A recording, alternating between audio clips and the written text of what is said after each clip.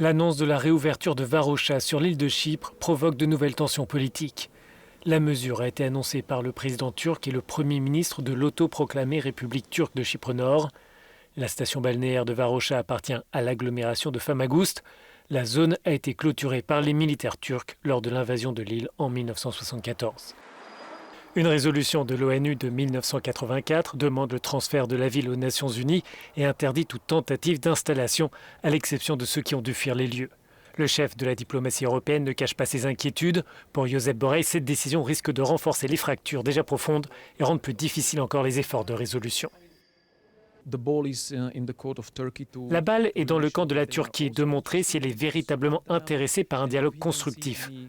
Et si nous ne voyons pas d'efforts sincères, d'engagement positif, et si nous observons une continuation d'actions unilatérales et de provocations, alors nous serons prêts à discuter d'autres options, des options restrictives, et pas seulement l'agenda positif qui a été mis sur la table dans l'intérêt de l'Union européenne de poursuivre avec la Turquie. Les 27 ont donné jusqu'au mois de décembre pour une désescalade des tensions en Méditerranée orientale. Pour ce faire, la Turquie doit retirer son navire de forage présent dans la zone économique exclusive chypriote.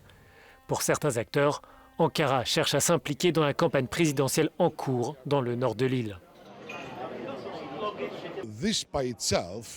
En plus du fait qu'il n'est pas acceptable que la Turquie intervienne dans la campagne électorale, c'est une violation inacceptable de la résolution de l'ONU.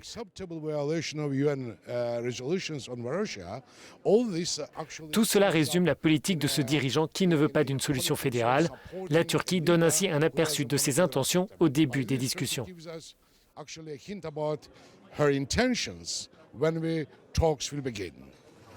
La République de Chypre se tourne déjà vers le Conseil de sécurité des Nations Unies.